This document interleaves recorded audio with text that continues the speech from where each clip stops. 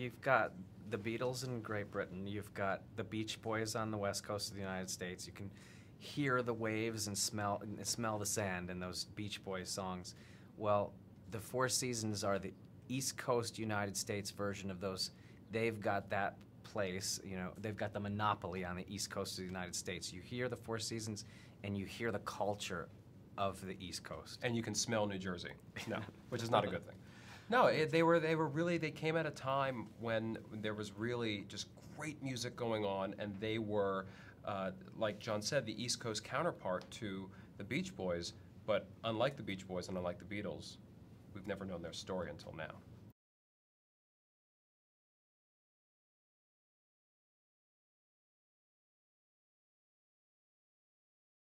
The trap that you want to avoid playing a real living person is to steer yourself away from imitation and more toward evocation of who they are. You know, I wanted to portray the essence of Frankie, but not just do an imitation, because I don't think it's interesting for an audience to watch someone imitate for 2.5 hours.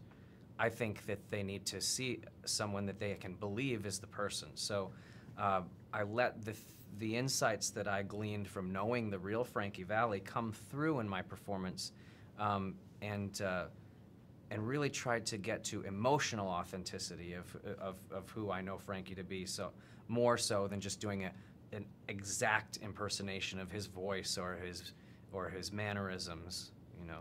And I think that the essence of who Frankie is as a guy from that part of the country, and his never-ending fight to succeed, and his tenacity, and his true grit, and he's an American dream story. And I think that we really got that, both on stage for all these years and also in the Clint Eastwood movie.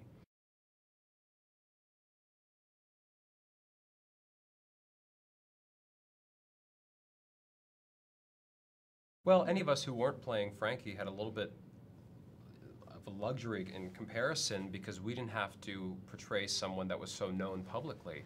You know, Frankie's voice and his name and what he looked like was so known, but the other guys, you know, there were multiple people in the Four Seasons. You know, the Four Seasons is still a group that still exists today with very different members. I mean, Frankie's still fronting it, but there's different members than there were all those years ago. So it's not like the Beatles, where we know all four guys so well.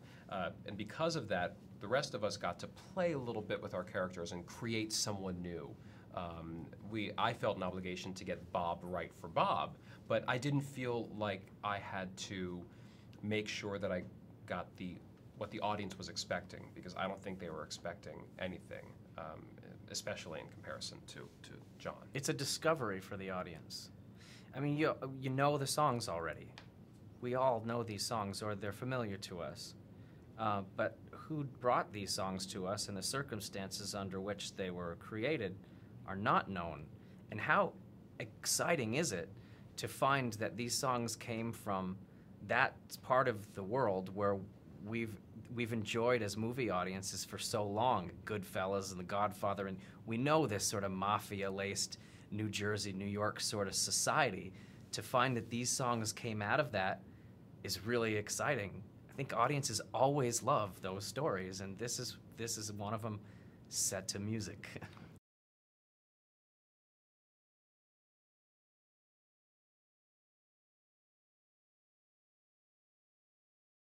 Well, you know, when you hear that you're going to be starring in a Clint Eastwood movie, at least for me, it was almost too big to comprehend. Like, you get that call and you get the information and you go, okay, wow. You don't really know what to do next.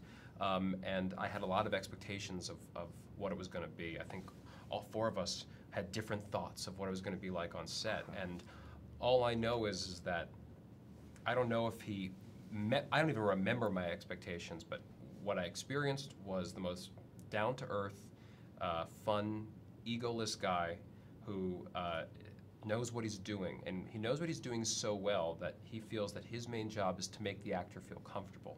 And that's what he did with us. He gave us the freedom to play around and explore and collaborate with him, and let us feel free enough to go after our first instincts. And that's what we did. And that's why oftentimes it was only 2 takes, because he just wanted to see where we went with it. And he's a man of very few words, but the words that he uses are deep impact and can change entirely the nature of what you're doing on set. You know Clint Eastwood's persona is this very stoic and semi-intimidating kind of guy from these characters he's played on film.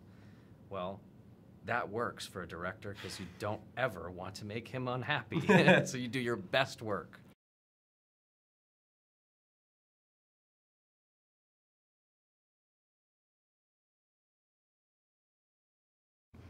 Clint told me that. I mean, you know this character. Clint showed so much faith in me and in us for knowing what we were doing, that then it was really just his directing and saying, I'd like the scene to go this way, or here's how we're going to block this out, and then we just brought our best work and he brought his. It was a really beautiful collaboration, and so it felt so wonderful to have somebody so capable, have your back. We worked so hard in making sure that this movie was not a fluffy musical. When we hear the word musical, we often think of, West Side Story or Hello Dolly or Hairspray or any of these things. And this is not that. This is a very this is a drama. This is a Clint Eastwood movie. It happens to have these great songs, and it happens to be based off this very successful Broadway musical, but it's not a musical movie in what we normally think of it.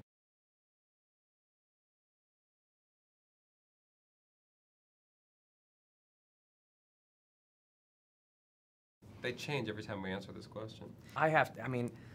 I personally always am going to love my own 11 o'clock number, Can't Take My Eyes Off You. It's a wonderful personal moment, but the moment that I love the most as all 4 of us together is Sherry, when the story of our beginnings, really difficult beginnings, culminates in our first big success. It's a really exciting moment for us as actors, and I think for the audience as well. I think I have my favorite song, of the 4 seasons, but I think my favorite song to film in the movie was actually John's Can't Take My Eyes Off of You as well, because we got to experience the fact that there were no smoke and mirrors here. Can't Take My Eyes Off of You, just like many of the songs, but especially Can't Take, it was a real concert. John sang live 17 times. You did that song. For like 300 extras. Yeah, a real concert with a fully live orchestra. There was nothing hidden there. There was no Hollywood magic. They set up a theater, the singer was there, and Clint turned on the cameras. And I gotta say, as an actor, I left my acting when I was in that scene sitting in the audience. I just took in what was happening, and it was the combination of, John being so great in this role, and the fact that we were doing this the old-fashioned way, and there was this killer band on stage, and we were making Jersey Boys the movie. This was no longer the dreams that he and I had sat backstage in the wings of the theater going, God, one day I hope they make this movie and we're in it. It was real, and that was the moment that I realized it.